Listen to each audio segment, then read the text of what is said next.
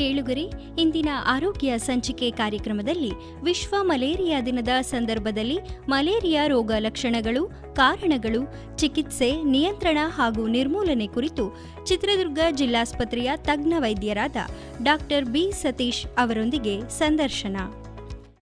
ಚಿತ್ರದುರ್ಗ ಜಿಲ್ಲೆಯ ಜಿಲ್ಲಾಸ್ಪತ್ರೆಯ ತಜ್ಞ ವೈದ್ಯರಾದಂಥ doctor B Satish ಅವರು ನಮ್ಮ ಜೊತೆಲಿ ಇದ್ದಾರೆ. ಡಾಕ್ಟ್ರೇ, ಇವತ್ತಿನ ಆರೋಗ್ಯ ಕಾರ್ಯಕ್ರಮಕ್ಕೆ ತಮಗೆ ನಮಸ್ಕಾರ ಹಾಗೂ ಸ್ವಾಗತ. ನಮಸ್ಕಾರ ಸರ್, ಥ್ಯಾಂಕ್ ಯು. ಪ್ರತಿ ವರ್ಷ ವಿಶ್ವ ಆರೋಗ್ಯ ಸಂಸ್ಥೆ ಏಪ್ರಿಲ್ ತಿಂಗಳ 25ನೇ ತಾರೀಕು ವಿಶ್ವ ಮಲೇರಿಯಾ ದಿನವನ್ನು ಆಚರಿಸ್ತಾ ಇದೆ.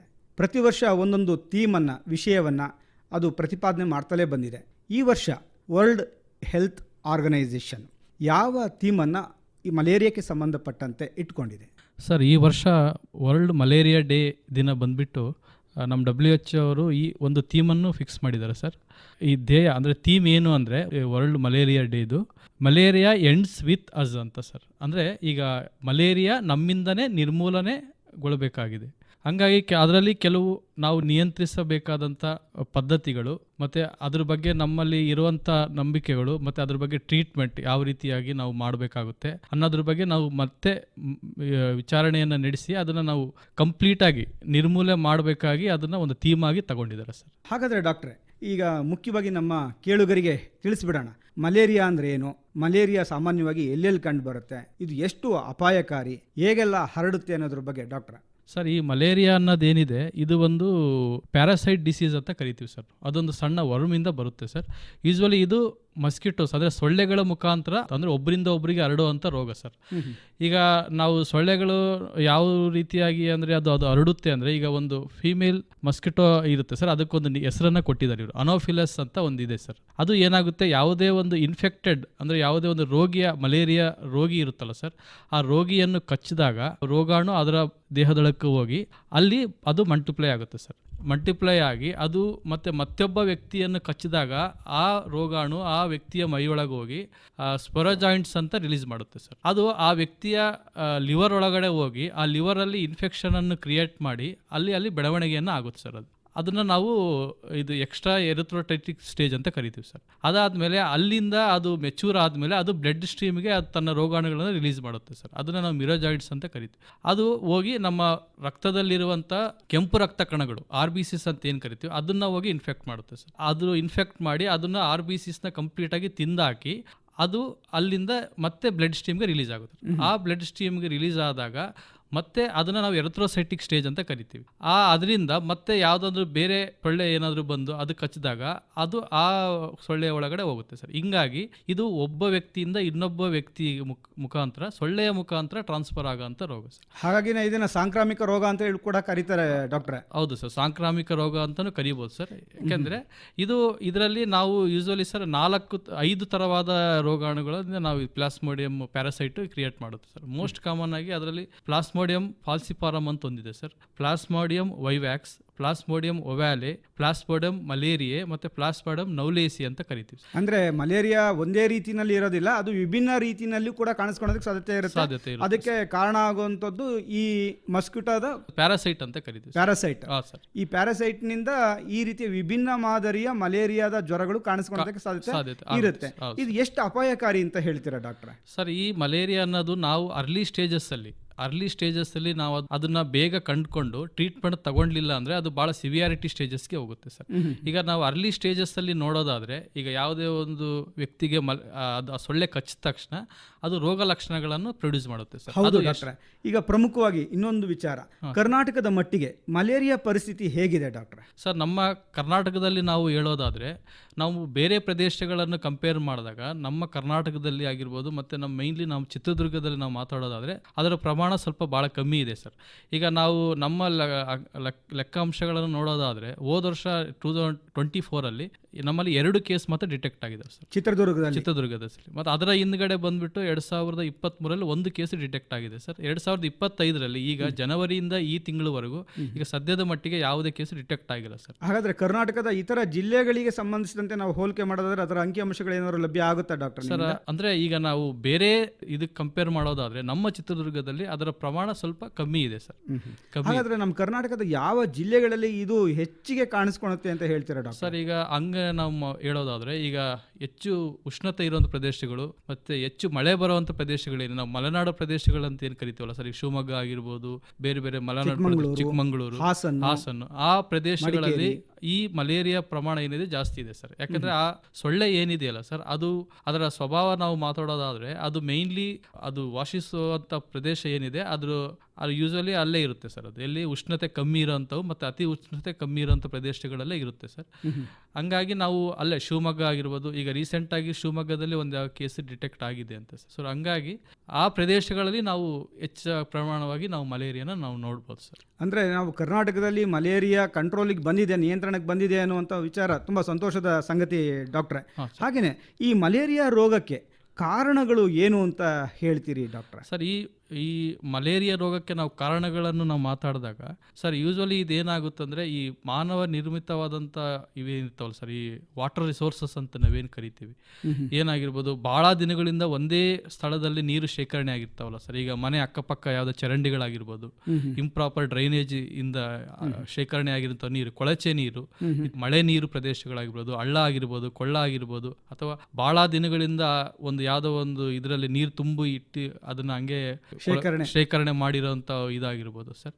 ಅಲ್ಲಿ ಏನಾಗುತ್ತೆ, ಈ ಮಸ್ಕಿಟೋ ಅನ್ನೋದೇನಿದೆ ಸರ್, ಅಲ್ಲಿ ಅದು ಭಾಳ ಹೆಚ್ಚಾಗಿ ಕಂಡು ಬರುತ್ತೆ ಸರ್. ಹಂಗಾಗಿ ನಾವು ಅದನ್ನು ಹೆಂಗೆ ನಾವು ಅದನ್ನು ನಿರ್ಮೂಲನೆ ಮಾಡ್ಬೋದು ಅಂದರೆ ಆ ರಿಸೋರ್ಸಸ್ ಅಂತ ಏನು ಕರಿತೀವಲ್ಲ ಸರ್, ಆ ಮಳೆ ಆಗಿರ್ಬೋದು ಇಲ್ಲ ಕೊಳಚೆ ನೀರು ನಿಂತ್ಕೊಳ್ಳೋಂಥ ಪ್ರದೇಶಗಳಾಗಿರ್ಬೋದು, ಅದನ್ನು ನಾವು ನಿರ್ಮೂಲನೆ ಮಾಡೋದ್ರ ಮುಖಾಂತರ ಇದನ್ನು ನಾವು 100% ಆಗಿ ಇದು ಎಲಿಮಿನೇಷನ್ ಮಾಡ್ಬೋದು ಸರ್. ಅಂದರೆ ನಿಂತ ನೀರನ್ನು ನಾವು ಡ್ರೈ ಮಾಡೋದಕ್ಕೆ ಪ್ರಯತ್ನವನ್ನು ಮಾಡಬೇಕಾಗುತ್ತೆ. ಇದರಿಂದಾಗಿ ಅಲ್ಲಿ ಸೊಳ್ಳೆ ಉತ್ಪತ್ತಿ ಆಗುವುದನ್ನು ತಪ್ಪಿಸಬಹುದು ಅಂತ ಹೇಳಿದ್ರಿ.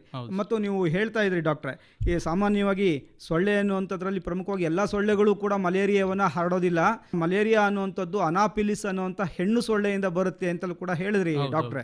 ಈ ಅನಾಫಿಲಿಸ್ ಹೆಣ್ಣು ಸೊಳ್ಳೆಯ ಲಕ್ಷಣಗಳು ಏನಿರುತ್ತೆ, ಅದು ಯಾವ ಸಂದರ್ಭದಲ್ಲಿ ಕಚ್ಚುತ್ತೆ, ಎಲ್ಲ ಸಂದರ್ಭದಲ್ಲೂ ಕಚ್ಚುತ್ತಾ, ಇದ್ರ ಬಗ್ಗೆ ಡಾಕ್ಟ್ರೆ ಮಾಹಿತಿ. ಸರ್ ನಾವು ಈಗ ಫೀಮೇಲ್ ಅನಾಫಿಲಸ್ ಮಸ್ಕಿಟೋ ಬಗ್ಗೆ ಮಾತಾಡೋದಾದ್ರೆ ಸರ್, ಇದು ಮೈನ್ಲಿ ಮಲೇರಿಯಾ ಪ್ಯಾರಾಸೈಟ್ನ ಕ್ಯಾರಿ ಮಾಡುತ್ತೆ ಸರ್ ತನ್ನ ಬಾಡಿಯಲ್ಲಿ. ಅದು ಅದ್ರ ರಿಸರ್ವೈರ್ ಅಂತ ಕರಿತೀವಿ ಸರ್ ನಾವು. ಸೊ ಮಲೇರಿಯಾ ಉದ್ಭವ ಆಗುವಂತ ಆ ಪ್ಯಾರಾಸೈಟ್ನ ತನ್ನ ದೇಹದಲ್ಲಿ ಇಟ್ಕೊಂಡಿರುತ್ತೆ ಸರ್ ಅದು. ಸೊ ಹಂಗಾಗಿ ಅದು ಯೂಶಲಿ ಯಾವ ಟೈಮಲ್ಲಿ ಭಾಳ ಆಕ್ಟಿವ್ನೆಸ್ ಅಂದರೆ ಭಾಳ ಆ್ಯಕ್ಟಿವ್ ಯಾವಾಗಿರುತ್ತೆ ಅಂದರೆ, ಈಗ ನಾವು ಈವ್ನಿಂಗ್ ಟೈಮಲ್ಲಿ ಭಾಳ ಆ್ಯಕ್ಟಿವ್ ಇರುತ್ತೆ ಸರ್. 5 ಗಂಟೆಯಿಂದ 7 ಗಂಟೆ ಟೈಮಲ್ಲಿ ಭಾಳ ಆ್ಯಕ್ಟಿವ್ ಆಗಿರುತ್ತೆ. ಮತ್ತು ಅರ್ಲಿ ಮಾರ್ನಿಂಗ್ ಸರ್ 5 to 6 ಈ ಟೈಮಲ್ಲಿ ಅದು ತನ್ನ ಆ್ಯಕ್ಟಿವಿಟೀಸ್ನ ಜಾಸ್ತಿ ಇರುತ್ತೆ ಸರ್. ಯಾಕಂದರೆ ಅದು ತನ್ನ ಆಹಾರಕ್ಕಾಗಿರ್ಬೋದು, ಅದು ಹುಡುಕಾಡೋಂಥ ಇದರಲ್ಲಿ ಸೊ ಆ್ಯಕ್ಟಿವ್ನೆಸ್ಸು ತುಂಬ ಜಾಸ್ತಿ ಇರುತ್ತೆ ಸರ್. ಆ ಟೈಮಲ್ಲಿ ಅದು ಕಚ್ಚುವಂಥ ಪ್ರಮಾಣ ಜಾಸ್ತಿ ಇರುತ್ತೆ. ಈ ಸೊಳ್ಳೆಯ ಲಕ್ಷಣ ಏನು ಡಾಕ್ಟ್ರೆ?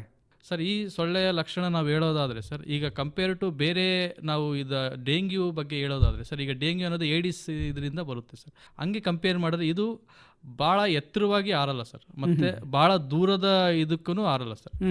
ಸೊ ಹಂಗಾಗಿ ಅದು ಆರ್ಟಿಫಿಷಿಯಲ್ ರಿಸರ್ವರ್ ಅಂತ ಏನು ಕರಿತೀವಲ್ಲ ಸರ್, ನಾವು ಅಲ್ಲಿ ಭಾಳ ಇರುತ್ತೆ ಸರ್ ಇದು. ಹಂಗಾಗಿ ಈಗ ನಮ್ಮ ಮನೆ ಅಕ್ಕಪಕ್ಕ ಆಗಿರ್ಬೋದು, ಈಗ ಯಾವುದೇ ಸಣ್ಣ ಪುಟ್ಟ ಒಂದು ವಸ್ತುಗಳಲ್ಲಿ ನೀರಿನ ಶೇಖರಣೆ ಇಟ್ಟಿರ್ತೀವಲ್ಲ ಸರ್, ಅಲ್ಲಿ ಬಹಳ ಹೆಚ್ಚಾಗಿ ಇದು ಕಾಣಿಸ್ಕೊಳ್ಳುತ್ತೆ ಸರ್. ಹಾಗಾಗಿ ಸಾರ್ವಜನಿಕರು ತುಂಬಾ ಎಚ್ಚರಿಕೆಯಿಂದ ಇರಬೇಕಾಗುತ್ತೆ. ಮನೆಯ ಸುತ್ತಮುತ್ತ ಸ್ವಚ್ಛತೆಯನ್ನು ಕಾಪಾಡ್ಕೋಬೇಕು ಮತ್ತು ಒಣ ಪ್ರದೇಶ ಇರುವಂತೆ ನೋಡ್ಕೋಬೇಕಾಗುತ್ತೆ. ಮತ್ತು ಸಂಜೆಯ ಹೊತ್ತಿನಲ್ಲಿ ಆ ಸೊಳ್ಳೆ ಪರದೆಗಳನ್ನು ಬಳಸೋದು ಮತ್ತು ಮನೆಯಲ್ಲಿ ಆ ಸೊಳ್ಳೆ ನಿರೋಧಕವಾದಂತಹ ಒಂದು ಸಿಂಪರಣೆಗಳನ್ನ ನಾವು ಬಳಸ್ಕೊಂಡು ಅವುಗಳನ್ನು ನಿಯಂತ್ರಣ ಮಾಡ್ಕೊಳ್ಳೋದ್ರಿಂದ ಇವುಗಳಿಂದ ನಾವು ಅಪಾಯವನ್ನು ತಪ್ಪಿಸ್ಕೋಬಹುದು ಅಂತ ಹೇಳ್ತೀರಾ ಡಾಕ್ಟ್ರೆ. ಆಯ್ತು, ಈ ಮಲೇರಿಯಾ ಜ್ವರದ ಲಕ್ಷಣಗಳು ಏನು ಅಂತೀರಾ ಸಾಮಾನ್ಯವಾಗಿ? ಸರ್ ಈ ಸಾಮಾನ್ಯವಾಗಿ ನಾವು ಯಾವುದೇ ಜ್ವರ ಆಗಿರ್ಬೋದು ಸರ್, ಈಗ ಮಲೇರಿಯಾ ಆಗಿರ್ಬೋದು, ಡೆಂಗ್ಯೂ ಆಗಿರ್ಬೋದು ಸರ್, ಬೇರೆ ಯಾವುದೇ ಜ್ವರ ಆಗಿರ್ಬೋದು, ಯಾವ ರೀತಿಯಾಗಿ ಉದ್ಭವ ಆಗುತ್ತೆ ಅಂದರೆ ಸರ್, ಫಸ್ಟು ನಾವು ಮೈಲ್ಡ್ ಸಿಂಪ್ಟಮ್ಸ್ ಅಂತ ಸ್ಟಾರ್ಟ್ ಆಗುತ್ತೆ ಸರ್. ಮೈಲ್ಡ್ ಸಿಂಪ್ಟಮ್ಸ್ ಅಂದರೆ ಏನು, ಯೂಸಲಿ ಜ್ವರ ಇರುತ್ತೆ ಸರ್, ಜ್ವರ ಮತ್ತೆ ತಲೆನೋವು ಇರುತ್ತೆ ಸರ್, ಮತ್ತೆ ಅದಾದ್ಮೇಲೆ ವಾಂತಿ ಆಗುತ್ತೆ ಸರ್, ಮತ್ತೆ ಹೊಟ್ಟೆ ನೋವು ಬರೋ ಚಾನ್ಸಸ್ ಇರುತ್ತೆ, ಮತ್ತೆ ರಕ್ತ ಭೇದಿ ಆಗೋ ಚಾನ್ಸಸ್ ಇರುತ್ತೆ ಸರ್.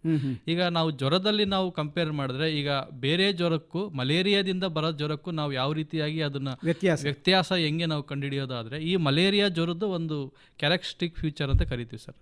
ಹಂಗಾಗಿ ಅದು 3 ಸ್ಟೇಜಸ್ ಅಲ್ಲಿ ನಮಗೆ ಕಾಣಿಸ್ಕೊಳುತ್ತೆ. ಫಸ್ಟ್ ನಾವು ಅದನ್ನ ಕೋಲ್ಡ್ ಸ್ಟೇಜು, ಆರ್ಟ್ ಸ್ಟೇಜು ಮತ್ತು ಸ್ವೆಟ್ಟಿಂಗ್ ಸ್ಟೇಜ್ ಅಂತ ಕರಿತೀವಿ ಸರ್. ಕೋಲ್ಡ್ ಸ್ಟೇಜಲ್ಲಿ ನಾವು ಫಸ್ಟ್ ನೋಡೋದಾದರೆ ಎಕ್ಸೈಸ್ ಈಗ ಯಾವುದೇ ಒಂದು ಇನ್ಫೆಕ್ಟೆಡ್ ಆಗಿರೋ ಪರ್ಸನ್ ರೋಗಿ ಹೆಚ್ಚಿನ ಪ್ರಮಾಣದಲ್ಲಿ ಶಿವರಿಂಗ್ ಅಂತ ಸ್ಟಾರ್ಟ್ ಆಗುತ್ತೆ ಸರ್. ಅಂದರೆ ಚಳಿ, ವಿಪರೀತವಾದ ಚಳಿ ಸ್ಟಾರ್ಟ್ ಆಗುತ್ತೆ ಸರ್. ಅದು ಒಂದು 2 ರಿಂದ 3-4 ಅವರ್ಸ್ ಇರುತ್ತೆ ಸರ್. ಅದಾದಮೇಲೆ ನೆಕ್ಸ್ಟ್ ಸ್ಟೇಜ್ ಬಂದುಬಿಟ್ಟು ಆರ್ಟ್ ಸ್ಟೇಜ್, ಅಂದರೆ full excessive heat sir, temperature, high grade ನಾವು ಫೀವರ್ ಅಂತ ಕರಿತೀವಿ sir. Usually high grade fever, ತುಂಬ ಹೆಚ್ಚಿನ ಪ್ರಮಾಣದಲ್ಲಿ ಜ್ವರ ಕಾಣಿಸುತ್ತೆ. ಅದು 2 ರಿಂದ 3-4 ಅವರ್ ಆದಮೇಲೆ ಮತ್ತೆ ನೆಕ್ಸ್ಟ್ ಸ್ಟೇಜ್ ಬಂದ್ಬಿಟ್ಟು ಸ್ವೆಟ್ಟಿಂಗ್ ಸ್ಟೇಜ್ ಅಂತ ಕರಿತೀವಿ. ಸ್ವೆಟ್ಟಿಂಗ್ ಅಂದರೆ ಎಕ್ಸೆಸಿವ್, ಅಂದರೆ ವಿಪರೀತವಾಗಿ ಬೆವರುತ್ತಾನೆ ಸರ್ ಮನುಷ್ಯ, ತುಂಬ ಬೆವರು ಸ್ಟಾರ್ಟ್ ಆಗುತ್ತೆ ಸರ್. ಸೊ ಈ ರೀತಿಯಲ್ಲಿ ಕ್ಯಾರೆಕ್ಟರಿಸ್ಟಿಕ್ ಆಗಿ ಈ ರೀತಿಯಾಗಿ ಅದು ಫೀವರು ಪ್ರೊಡ್ಯೂಸ್ ಮಾಡುತ್ತೆ ಸರ್. ಅದಾದಮೇಲೆ ಹೆಡ್ಡೇಕ್ ಆಗಿರ್ಬೋದು, ಈಗ ತಲೆನೋವಾಗಿರ್ಬೋದು, ತಲೆ ಸುತ್ತಾಗಿರ್ಬೋದು, ಹೊಟ್ಟೆ ನೋವು, ಬೇದಿ, ರಕ್ತದ ವಾಂತಿ ಬರೋ ಚಾನ್ಸಸ್ ಇರುತ್ತೆ ಸರ್. ರಕ್ತ ಮಲಮೂತ್ರದಲ್ಲಿ ಹೋಗೋವಂಥ ಪ್ರಮಾಣಗಳು ಇರುತ್ತೆ ಸರ್. ಮತ್ತೆ ಈ ಶೀತ ಅಂತಂದ್ರೆ ಈ ಶೀತದ ಲಕ್ಷಣಗಳು, ಯಾಕೆಂದ್ರೆ ಸಾಮಾನ್ಯವಾದ ಕೋಲ್ಡ್ ಬಂದಾಗಲೂ ಕೂಡ ಶೀತ ಆಗುತ್ತೆ, ಜ್ವರ ಬರುತ್ತೆ. ಅಂತ ಸಂದರ್ಭದಲ್ಲಿ ಈ ಮಲೇರಿಯಾ ಕಾಣಿಸ್ಕೊಂಡಾಗ ಕಂಡುಬರುವಂತಹ ಶೀತಕ್ಕೂ ಸಾಮಾನ್ಯವಾಗಿ ಕಂಡುಬರುವಂತಹ ಶೀತಕ್ಕೂ ಏನಾದರೂ ವ್ಯತ್ಯಾಸಗಳು ಕಂಡುಬರುತ್ತಾ ಸರ್? ಈ ಶೀತ, ಈ ಮಲೇರಿಯಾದಿಂದ ಬಂದಿರೋಂಥ ಶೀತ ಏನಿದೆ ಸರ್, ಇದು ಕೆಲವೊಂದು ಸತಿ ಈಗ ನಾವು ಯಾವುದೇ ಒಂದು ಮಾಮೂಲು ಶೀತ ಆದಾಗ ಯಾವುದೋ ಒಂದು ಸಿಂಪಲ್ ಆಗಿರೋವಂಥ ಶೀತಕ್ಕೆ ಟ್ಯಾಬ್ಲೆಟ್ಸ್ ತಗೊಂಡ ತಕ್ಷಣ ಇಮಿಡಿಯೇಟ್ಲಿ ಕಮ್ಮಿ ಆಗಿಬಿಡುತ್ತೆ ಸರ್. ಬಟ್ ಇದರಿಂದ ಬಂದಿರೋಂಥ ಶೀತ ಏನಿದೆ ಅದು ಅಷ್ಟು ಸುಲಭವಾಗಿ ಕಮ್ಮಿ ಆಗಲ್ಲ ಸರ್. ಅದರ ಜೊತೆಗೆ ಇದು ಸಿವಿಯಾರಿಟಿ ಅನ್ನೋದೇನಿದೆ ಭಾಳ ಜಾಸ್ತಿ ಇರುತ್ತೆ ಸರ್. ಈಗ ನೇಸ್ ಬ್ಲಾಕೇಜ್ ಆಗಿರ್ಬೋದು, ಮತ್ತು ನೋಸಿಂದ ಬ್ಲೀಡಿಂಗ್ ಬರೋ ಚಾನ್ಸಸ್ ಇರುತ್ತೆ ಸರ್. ಮತ್ತು ಕಣ್ಣುಗಳಲ್ಲಿ ಎಮರೇಜ್ ಅಂತ ಏನು ಕರಿತೀವಿ, ಸಬ್ ಕಂಡಕ್ಟಿವಲ್ ಎಮರೇಜ್, ಅದರಿಂದ ಆಗೋ ಚಾನ್ಸಸ್ ಇರುತ್ತೆ ಸರ್. ವಿಪರೀತವಾಗಿ ಹೆಡ್ಡೇಕ್ ಬಂದು ಅದು ಬ್ರೈನಿಗೆ ಟ್ರಾನ್ಸ್ಫರ್ ಆಗಿ ಸೆರೆಬ್ರಲ್ ಮಲೇರಿಯಾ ಅಂತಲೂ ಕರಿತೀವಿ ಸರ್. ಅಂದರೆ ಡಾಕ್ಟರ್, ಈಗ ಅದಕ್ಕೆ ಬರೋಣ. ಈ ತೀವ್ರತರವಾದ ಪ್ರಕರಣಗಳಲ್ಲಿ ಕಂಡುಬರುವಂತಹ ಮಲೇರಿಯಾದ ಲಕ್ಷಣಗಳು, ಈಗ ನೀವು ಹೇಳ್ತಾ ಇದ್ರಿ ಈ ಸೆರೆಬ್ರಲ್ ಮಲೇರಿಯಾ ಅಂತ ಹೇಳ್ಬಿಟ್ಟು, ಈ ತೀವ್ರತರವಾದ ಪ್ರಕರಣಗಳಲ್ಲಿ ಕಂಡುಬರುವಂಥ ಲಕ್ಷಣಗಳು ಏನಿರ್ತವೆ ಡಾಕ್ಟರ್? ಸರ್, ನಾವೀಗ ತೀವ್ರ ಪ್ರಮಾಣದಲ್ಲಿ ನಾವು ಮಾತಾಡೋದಾದರೆ ಈ ಮಲೇರಿಯಾ ಅನ್ನೋದು ಅರ್ಲಿ ಸ್ಟೇಜಸ್ಸಲ್ಲಿ ನಾವು ಮುಂಚಿತವಾಗಿ ಆ ರೋಗವನ್ನು ಕಂಡುಹಿಡಿದು ಅದಕ್ಕೆ ಸರಿಯಾದ ಟ್ರೀಟ್ಮೆಂಟ್ ತಗೊಳ್ಲಿಲ್ಲ ಅಂದರೆ ಅದು ತುಂಬ ಅತಿರೇಕಕ್ಕೆ ಹೋದಾಗ ಅದು ತುಂಬ ಹೆಚ್ಚಿನ ಪ್ರಮಾಣದಲ್ಲಿ ಅದು ರೋಗಗಳನ್ನು ಉಲ್ಬಣಿಸ್ತವೆ. ಏನೇನು ಸರ್? ಅದು ಏನಾಗುತ್ತೆ ಅಂದರೆ, ಈಗ ಅದು ನಾನು ಹೇಳ್ದಂಗೆ ಅದು ಏನಾಗುತ್ತೆ, ನಮ್ಮ ದೇಹದಲ್ಲಿರುವ ಕೆಂಪು ರಕ್ತ ಕಣಗಳನ್ನು ತಿನ್ನುತ್ತೆ ಸರ್. ಅದರಿಂದ ಕೆಂಪು ರಕ್ತ ಕಣಗಳೆಲ್ಲ ಡ್ಯಾಮೇಜ್ ಆಗಿ ಮೈಯಲ್ಲಿ ರಕ್ತದ ಪ್ರಮಾಣ, ರಕ್ತಹೀನತೆ, ಅನಿಮಿಯಾ ಅನ್ನೋದು ಕಾಣಿಸ್ಕೊಳ್ಳುತ್ತೆ ಸರ್. ಅದಾದ್ಮೇಲೆ ನೆಕ್ಸ್ಟ್ ನಾವು ಬರೋದಾದ್ರೆ ನೆಕ್ಸ್ಟ್ ಸೆರೆಬ್ರಲ್ ಮಲೇರಿಯಾ ಬರುತ್ತೆ ಸರ್. ಅದಾದ್ಮೇಲೆ ನೆಕ್ಸ್ಟ್ ಬಂದ್ಬಿಟ್ಟು ನಮ್ಮ ಶ್ವಾಸಕೋಶದಲ್ಲಿ ನೀರು ತುಂಬಿಕೊಂಡು ನಾವು ಪಲ್ಮನರಿ ಎಡಿಮಾ ಅಂತ ಕರಿತೀವಿ, ಅದು ಉತ್ಪತ್ತಿ ಆಗೋ ಚಾನ್ಸಸ್ ಇರುತ್ತೆ. ಮತ್ತೆ ನಮಗೆ ಉಸಿರಾಟ ತೊಂದರೆನೂ ಆಗಬಹುದು ಸರ್. ಮತ್ತೆ ನಮ್ಮ ಅದರ್ ಏನು ಆರ್ಗನ್ಸ್, ನಾವು ಕಿಡ್ನಿ ಆಗಿರ್ಬೋದು, ಲಿವರ್ ಆಗಿರ್ಬೋದು, ಹಾರ್ಟ್ ಆಗಿರ್ಬೋದು, ಇದಕ್ಕೆ ತೊಂದರೆ ಮಾಡುತ್ತೆ ಸರ್. ಆರ್ಗನ್ ಫೇಲ್ಯೂರ್, ಹೌದು ಸರ್, ಮಲ್ಟಿ ಆರ್ಗನ್ ಫೇಲ್ಯೂರ್ ಅಂತ ಕರಿತೀವಿ ಸರ್. ಅದು ಆಗೋ ಅಂತ ಚಾನ್ಸಸ್ ಇರುತ್ತೆ ಸರ್. ಇನ್ನು ನಾವು ಹೋಗೋದಾದ್ರೆ, ಈಗ ನಾನು ಸೆರೆಬ್ರಲ್ ಮಲೇರಿಯಾ ಬಗ್ಗೆ ಸ್ವಲ್ಪ ಮಾತಾಡಬೇಕು ಅಂದರೆ ಸರ್, ಇದು ಮಲೇರಿಯಾ ಅನ್ನೋದು ಯಾವಾಗ ನಮ್ಮ ಮೆದುಳಿಗೆ ಇನ್ಫೆಕ್ಷನ್ ಆದಾಗ ಆಗೋವಂಥ ಇದು ಸರ್, ಇದು ಸೆರೆಬ್ರಲ್ ಮಲೇರಿಯಾ ಅಂದರೆ. ಇದರಲ್ಲಿ ಏನಾಗುತ್ತೆ ಅಂದರೆ ಸರ್, ನಾನು ಹೇಳ್ದಂಗೆ RBCsಗೆ ಅಂದರೆ ಕೆಂಪು ರಕ್ತ ಕಣಗಳಿಗೆ ಯಾವಾಗ ಮಲೇರಿಯಾ ಇನ್ಫೆಕ್ಷನ್ ಮಾಡೋದು, ಅದನ್ನು ತಿಂದು ಅದರಿಂದ ರಕ್ತ ನಾಳಗಳಲ್ಲಿ ಎಪ್ಪುಗಟ್ಟುತ್ತೆ ಸರ್. ಎಪ್ಪುಗಟ್ಟ ಅದು ಬ್ಲಾಕೇಜ್ ಮಾಡುತ್ತೆ ಸರ್. ಅದರಿಂದ ಬ್ರೈನ್ ಫಂಕ್ಷನಿಂಗ್ ಏನಿದೆ ಕಂಪ್ಲೀಟಾಗಿ ಅದು ಸ್ಟಾಪ್ ಮಾಡೋಂಥ ಚಾರ್ಜಸ್ ಇರುತ್ತೆ. ಅದರಿಂದ ಬೇರೆ ಬೇರೆ ತೊಂದರೆಗಳು ನಾವು ಅನುಭವಿಸ್ಬೋದು ಸರ್. ಒಂದು ನಾವು ಎಕ್ಸೆಸಿವ್ ಪಿಡ್ಸ್ ಬರೋದಾಗಿರ್ಬೋದು. ಇದು ಏನಿದೆ ಸರ್, ಮಕ್ಕಳಲ್ಲಿ ನಾವು ತುಂಬ ಕಾಮನ್ ಆಗಿ ನೋಡ್ತೀವಿ ಸರ್, ಸಣ್ಣ ಮಕ್ಕಳಲ್ಲಿ. ಈಗ ಪೀಡಿಯಾಟ್ರಿಕ್ ಏಜ್ ಗ್ರೂಪ್ ಅಂದರೆ 10 ವರ್ಷದಿಂದ 8 ವರ್ಷದಿಂದ ಕೆಳಗಡೆ ಇರುವಂಥ ಮಕ್ಕಳು ಇರ್ತಾರಲ್ಲ ಸರ್, ಇದರಲ್ಲಿ ನಾವು ಸೆರೆಬ್ರಲ್ ಮಲೇರಿಯಾ ನಾವು ಭಾಳ ನೋಡ್ತೀವಿ ಸರ್. ಆದರೆ ಆ ಮಕ್ಕಳಲ್ಲಿ ಮೇಯ್ನ್ಲಾಗಿ ನಾವು ನೋಡಬೇಕು ಪಿಡ್ಸ್ ಅಂತ ಕರಿತೀವಿ ಸರ್. ಪಿಡ್ಸ್ ಬರುತ್ತೆ, ಮತ್ತು ಎನ್ಸೆಫಲೋಪತಿ ಅಂತ ಅಂದರೆ ಬ್ರೈನ್ಗೆ ಇನ್ಫೆಕ್ಷನ್ ಮಾಡಿ ಅದೇ ಪೇಷಂಟು ಕೋಮಾ ಸ್ಟೇಜಿಗೂ ಹೋಗುವಂಥ ಚಾನ್ಸಸ್ ಸಮೇತ ಇರುತ್ತೆ ಸರ್. ಹೌದು ಡಾಕ್ಟ್ರೆ. ಈಗ ಪ್ರಮುಖವಾಗಿ ಈ ಬಗೆಯ ಲಕ್ಷಣಗಳನ್ನು ಕಂಡು ಬಂದಾಗ ಒಬ್ಬ ರೋಗಿ ವೈದ್ಯರ ಬಳಿಗೆ ಬರ್ತಾರೆ. ಆ ಸಂದರ್ಭದಲ್ಲಿ ನೀವು ಇವರಿಗೆ ಮಲೇರಿಯಾನೇ ಬಂದಿದೆ ಅನ್ನೋದಕ್ಕೆ ಕೆಲವು ರೋಗ ನಿರ್ಣಯ ಶಾಸ್ತ್ರಗಳನ್ನು ನೀವು ಅನುಸರಣೆ ಮಾಡ್ತೀರಾ? ಹೀಗೆ ಯಾವ್ಯಾವ ರೀತಿ ಪರಿಶೀಲನೆ ಮಾಡಿ ಪರೀಕ್ಷೆಗಳನ್ನೆಲ್ಲ ಮಾಡ್ತೀರಾ? ಯಾವ್ಯಾವ ಬಗೆಯ ಪರೀಕ್ಷೆಗಳನ್ನ ಮಾಡ್ತೀರಾ? ನಿರ್ಣಯ ಹೇಗೆ ಮಾಡ್ತೀರಾ ಡಾಕ್ಟ್ರೆ? ಸರ್, ಈಗ ಯಾವುದೇ ವ್ಯಕ್ತಿ ಈಗ ಮಲೇರಿಯಾ ಬಂದಿದೆ ಅಂತ ನಾವು ಯಾವ ರೀತಿ ಡಿಸೈಡ್ ಮಾಡ್ತೀವಿ ಅಂದರೆ, ಈಗ ಒಬ್ಬ ವ್ಯಕ್ತಿ ನಾವು ಯೂಶ್ವಲಿ ಟ್ರಾವೆಲಿಂಗ್ ಹಿಸ್ಟ್ರಿ ನಾವು ಕೇಳ್ತೀವಿ ಸರ್. ಈಗ ಎಂಡಮಿಕ್ ಪ್ಲೇಸಸ್ ಅಂತ ಏನು, ಈಗ ಮಲೇರಿಯಾ ಇರೋವಂಥ ಪ್ರದೇಶಗಳಿಗೆ ಇವರು ವಿಸಿಟ್ ಕೊಟ್ಟಿರ್ತಾರೆ ಸರ್. ಅಲ್ಲಿಂದ ಅದು ಟ್ರಾನ್ಸ್ಫರ್ ಆಗಿರೋ ಚಾನ್ಸಸ್ ಇರುತ್ತೆ ಸರ್. ಈಗ ಅಲ್ಲಿ ಹೋದ್ಮೇಲೆ 1 ವೀಕ್ 2 ವೀಕ್ಸ್ ಆದ್ಮೇಲೆ ಅದು ಕೆಲವೊಂದು ಸತಿ ಸ್ಟಾರ್ಟ್ ಆಗುತ್ತೆ ಸರ್. ಈಗ ಮಲೇರಿಯಾ ಮಸ್ಕಿಟೋ ಏನಿದೆ ಬೈಟ್ ಆಗಿದ್ಮೇಲೆ ನಾವು ಅದು ಸಿಂಪ್ಟಮ್ಸ್ ನ ಪ್ರೊಡ್ಯೂಸ್ ಮಾಡಕ್ಕೆ ಸ್ಟಾರ್ಟ್ ಮಾಡುತ್ತೆ ಸರ್.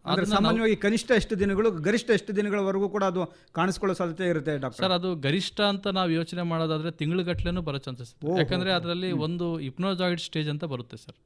ಅದು ಏನಾಗಿರುತ್ತೆ ಅಂದರೆ ಪಾಸ್ಪೋಡಿಯಂ ವೈವ್ಯಾಕ್ಸ್ ಅಂತ ನಾವೇನು ಕರಿತೀವಲ್ಲ ಸರ್, ಒಂದು ಅದು ಏನು ಮಾಡುತ್ತೆ ಲಿವರಲ್ಲಿ ಡಾರ್ಮೆಂಟ್ ಸ್ಟೇಜಲ್ಲಿ ಇರುತ್ತೆ ಸರ್ ಅದು.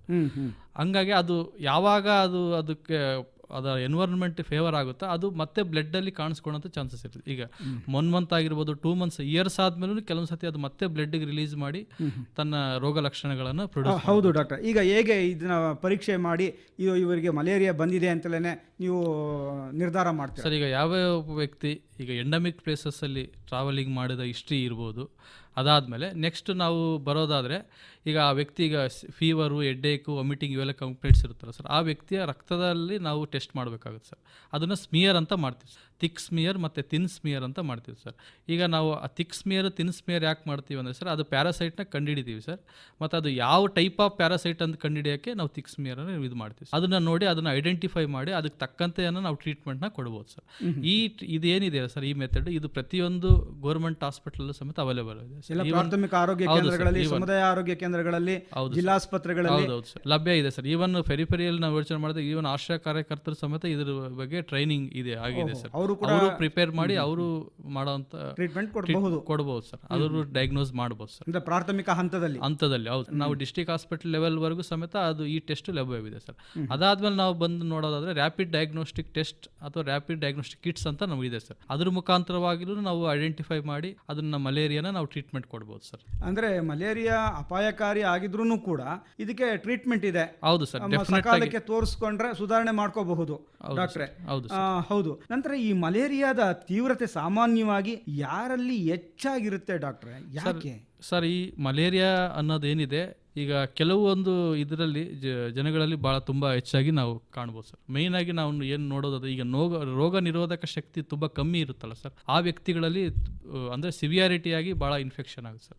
ನಾವು ನೋಡೋದಾದ್ರೆ ಚಿಲ್ಡ್ರನ್ಸ್, ಪ್ರೆಗ್ನೆಂಟ್ ವುಮೆನ್ಸ್ ಅಲ್ಲಿ ಭಾಳ ಇರುತ್ತೆ ಸರ್. ಅದಾದ್ಮೇಲೆ ನಾವು ಈಗ ಕೆಲವು ಶುಗರ್ ಪೇಷಂಟ್ಸ್ ಆಗಿರ್ಬೋದು, ಕಿಡ್ನಿ ಫೇಲ್ಯೂರ್ ಪೇಷಂಟ್ಸ್ ಆಗಿರ್ಬೋದು, heart failure patients, cancer patient, ಕೆಲವು ಕೀಮೋಥೆರಪಿ, TB ಪೇಷಂಟ್ಸ್, ಈ ವ್ಯಕ್ತಿಗಳಲ್ಲಿ ಅದರ ರೋಗ ಲಕ್ಷಣಗಳು ತುಂಬ ತೀವ್ರತೆಯಾಗಿರುತ್ತೆ ಸರ್. ಮತ್ತೆ ಬೇಗನೂ ಇನ್ಫೆಕ್ಟ್ ಆಗ್ತದೆ. ಹಂಗಾಗಿ ಇವರು ಸ್ವಲ್ಪ ನಾವು ಹುಷಾರಾಗಿ ಇರಬೇಕಾಗುತ್ತೆ. ಮತ್ತೆ ಬೇಗ ಈ ಯಾವುದೇ ಗುಣಲಕ್ಷಣಗಳು ಕಂಡಾಗ ಇಮಿಡಿಯೇಟ್ಲಿ ಹೋಗಿ ಡಾಕ್ಟರ್ನ ತೋರಿಸ್ಕೊಂಡು ಟೆಸ್ಟ್ ಮಾಡಿಸ್ಕೊಂಡು ಗುಣಮುಖ ಮಾಡ್ಕೊಳ್ಳೋದು ಒಳ್ಳೆಯದು ಸರ್. ಇನ್ನೊಂದು ಡಾಕ್ಟ್ರೆ, ಈ ಗರ್ಭಿಣಿ ಸ್ತ್ರೀಯರಲ್ಲಿ ಮಲೇರಿಯಾ ಕಂಡು ಬಂದಾಗ ಉಂಟಾಗುವಂತ ಪರಿಣಾಮಗಳು ಏನು? ಯಾಕೆಂತಂದ್ರೆ ತಾಯಿ ಗರ್ಭದಲ್ಲಿ ಒಂದು ಮಗು ಕೂಡ ಬೆಳೀತಾ ಇರುತ್ತೆ.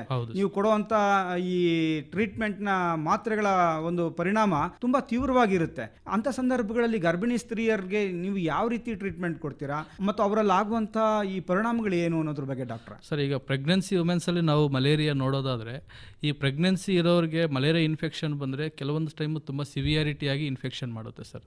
ನಾವು ಈಗ ಪ್ರೆಗ್ನೆನ್ಸಿಯಲ್ಲಿ ಏನೇನು ಇದು ದುಷ್ಪರಿಣಾಮ ಮಾಡ್ಬೋದು ಅಂದ್ರೆ, ಒಂದು ನಾವು ಅಂದ್ರೆ ಈ ಗರ್ಭದಲ್ಲೇ ಮಗು ಇದಾಗುವಂಥ ಚಾನ್ಸಸ್, ಸ್ಟಿಲ್ ಬರ್ತ್ ಅಂತ ಕರಿತೀವಿ ಸರ್. ಅಂದರೆ ಗರ್ಭದಲ್ಲೇ ಮಗು ಇದು ಸಾಯುವಂಥ ಆಗಿರ್ಬೋದು, ಇಲ್ಲ ಬ್ಲೀಡಿಂಗ್ ಆಗ್ಬೋದು ಸರ್. ಬ್ಲೀಡಿಂಗ್ ಆಗಿ ಅದು ಮತ್ತೆ ಗರ್ಭಪಾತ ಆಗುವಂಥ ಚಾನ್ಸಸ್ ಇರುತ್ತೆ ಸರ್. ಮತ್ತೆ ಅದು ಮಗುಗೆ ಇನ್ಫೆಕ್ಷನ್ ಮಾಡಿ ಮಗುಗೆ ಮತ್ತೆ ಅಲ್ಲಿ ಬುದ್ಧಿಮಾಂದ್ಯ ಆಗಿರ್ಬೋದು, ಬೇರೆ ಬೇರೆ ಅಂಗವೈಕಲ್ಯ ಬರೋಂಥ ಚಾನ್ಸಸ್ಸು ಇದೆ ಸರ್.